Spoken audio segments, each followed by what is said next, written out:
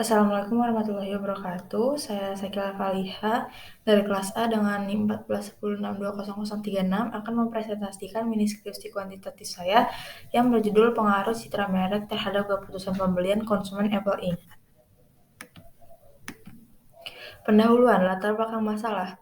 Saat ini, faktor yang mempengaruhi dorongan pembelian suatu produk tidak hanya fokus pada pemenuhan kebutuhan, namun juga terdapat faktor tambahan seperti kepuasan psikologis. Oleh karena itu, seringkali konsumen memutuskan memilih menggunakan produk dari merek atau keluaran perusahaan tertentu dalam rangka memperjelas identitas diri agar dipandang baik dalam komunitas tertentu. Salah satu perusahaan teknologi multinasional yang mendominasi pasar ini adalah Apple Inc.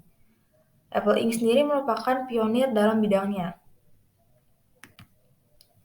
Atas dasar pertimbangan interbrand, Apple diketahui menghasilkan lebih dari 3 triliun dolar Amerika dan pada tahun 2022 mengalami peningkatan sebesar 18% dibandingkan dengan tahun 2021.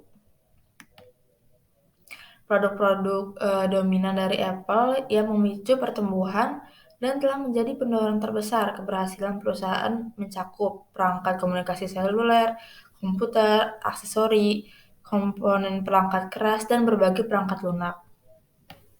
Contohnya adalah iPhone, Mac, iPad, dan layanan online seperti Apple Care dan iCloud. Konsep produk pada merek Apple menggunakan strategi yang dengan penentuan posisi yang unik oleh perusahaan sehingga telah menghasilkan merek yang sukses dan pelanggan yang setia. Salah satu konsepnya adalah bagaimana Apple berhasil menciptakan citra merek high-end pada setiap produknya. Rumusan masalah. Apakah citra merek memiliki pengaruh dalam meningkatkan keputusan pembelian konsumen Apple? Dan tujuan dari penelitian ini adalah untuk mengetahui pengaruh citra merek terhadap keputusan pembelian konsumen Apple. Manfaat penelitian terdiri dari manfaat akademik dan manfaat praktis. Manfaat akademik diharapkan hasil penelitian ini dapat dimanfaatkan untuk menguatkan teori-teori yang berkaitan dengan ilmu komunikasi, khususnya komunikasi marketing, serta dapat menambah wawasan dan menjadi referensi bagi penelitian selanjutnya. Kemudian manfaat praktis, penelitian ini diharapkan dapat menjadi informasi tambahan serta pemahaman lanjutan bagi pihak dan para praktisi, khususnya praktisi yang berkecimpung di bidang marketing communication atau komunikasi pemasaran. Landasan teori dari penelitian ini dijelaskan bahwa terdapat 3 kategori produk berdasarkan kebutuhan konsumen menurut Siwan Park. Yang pertama adalah fungsional, simbolik, dan eksperiental.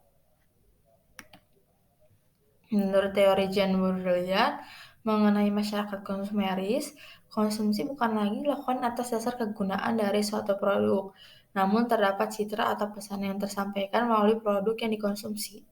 Salah satu contoh adalah apabila konsumen membeli produk Apple, hal ini dilakukan tidak hanya atas dasar kegunaan produk Apple sebagai sarana komunikasi dan alat teknologi, namun produk Apple tersebut juga menawarkan citra tertentu yang diproyeksikan pada konsumennya, yakni status sosial dan kemewahan produk.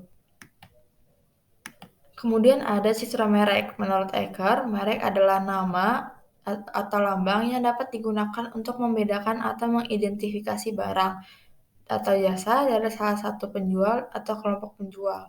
Sedangkan menurut Kotler dan Keller, berpandangan bahwa brand image atau citra merek merupakan keyakinan maupun persepsi konsumen yang di dalamnya tercermin mengenai asosiasi dalam memori konsumen. Citra positif yang ada dalam konsumen terhadap suatu merek akan lebih memungkinkan konsumen untuk melakukan pembelian. Keputusan pembelian. Menurut Kotler dan Armstrong, keputusan pembelian merupakan tahap dalam proses pengambilan keputusan sampai konsumen benar-benar membeli produk. Biasanya, keputusan pembelian konsumen adalah merek yang paling disukai dalam pengambilan keputusan pembelian konsumen.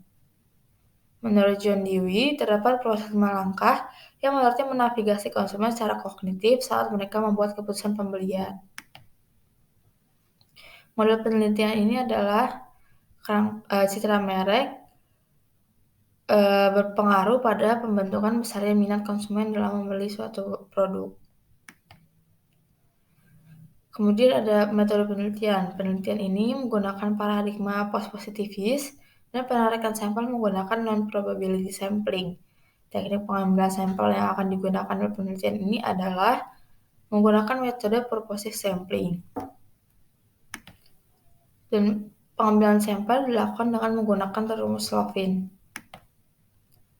Hipotesis riset dalam penelitian ini adalah bahwa variabel X atau citra merek memiliki pengaruh terhadap variabel Y, yakni keputusan pembelian.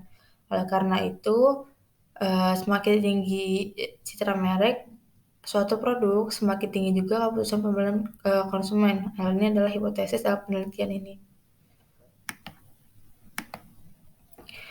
Sedangkan teknik pengumpulan data yang digunakan dalam penelitian ini dilakukan melalui kuesioner. Kuesioner akan diberikan kepada responden yang sudah dipilih pertanyaan dalam instrumen survei. Biasanya disusun menjadi kuesioner yang dikelola sendiri dan diisi oleh responden melalui komputer. Metode pengukuran data ada yang pertama ada validitas. Validitas yang akan diukur adalah validitas konstruk uji. Ini dilakukan melalui proses banding R hitung atau correlated item total correlation dengan R table. Jika R hitung lebih besar dari R table, maka item pertanyaan atau indikator variabel yang digunakan dalam penelitian dianggap valid. Kemudian ada reliabilitas. Konsistensi internal skala diukur dengan nilai Cronbach alpha yang berkisar antara 0 dan 1. Reliabilitas dapat dikatakan andal bila Cronbach alpha bernilai 0,6. Kemudian terdapat analisis data univariat yang menggunakan ANOVA untuk membantu menguji perbedaan rata-rata yang signifikan di antara lebih dari dua kelompok pada variabel berskala interval. Kemudian ada analisis data bivariat melalui Pearson correlation akan menunjukkan arah kekuatan dan pentingnya hubungan bivariat di antara semua variabel yang diukur pada skala interval.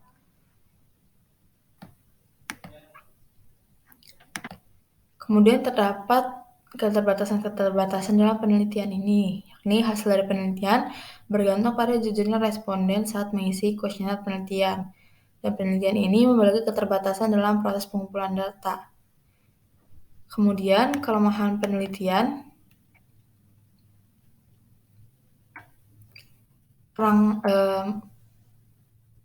meskipun konsumen akan belajar dari pengalaman, baik pengalaman sendiri maupun orang lain, pilihan konsumen selain dipengaruhi pengalaman sendiri juga dipengaruhi oleh word of mouth yang positif tentang perusahaan atau merek. Namun ada juga konsumen yang bersifat pionir atau pihak yang mau membeli produk dari merek baru yang belum terbukti kualitasnya. Dikatakan golongan ini sedikit dan hanya berjumlah 2,5% dari populasi. Kemudian ada definisi operasional. Variabel yang digunakan dalam penelitian ini adalah variabel X atau citra merek, yakni kemampuan konsumen membedakan atau mengidentifikasi barang atau jasa dari salah satu penjual atau kelompok penjual lain terhadap variabel Y, keputusan pembelian, yakni tahap dalam proses pengambilan keputusan sampai konsumen benar-benar membeli produk. Adapun indikator pada variabel X adalah brand identity, dan brand personality. Brand identity memiliki indikator membedakan serta mengidentifikasi nama merek dari merek lain, dan membedakan serta mengidentifikasi logo merek dari merek lain. Sedangkan brand personality mengidentifikasi kekhasan karakteristik sebuah merek dan mengkategorikan persona merek. Dua indikator ini menggunakan skala interval. Kemudian variabel dependen keputusan pembelian terdiri dari 3 dimensi, yakni pengenalan masalah, evaluasi alternatif, dan pembelian. Untuk pengenalan masalah, indikator yakni mengenali kebutuhan masalah dan mengidentifikasi produk atau jenis produk yang dibutuhkan. Kemudian evaluasi alternatif dengan indikator mengevaluasi barang atau jasa yang telah mereka identifikasi sebagai solusi potensial atas masalah. Kemudian ada, memahami produk mana yang paling sesuai. Yang terakhir adalah dimensi pembelian, di mana indikator, dimensi tersebut adalah konsumen membentuk niat untuk membeli berdasarkan analisis mereka terhadap kualitas masing-masing alternatif, kemudian melakukan pembelian.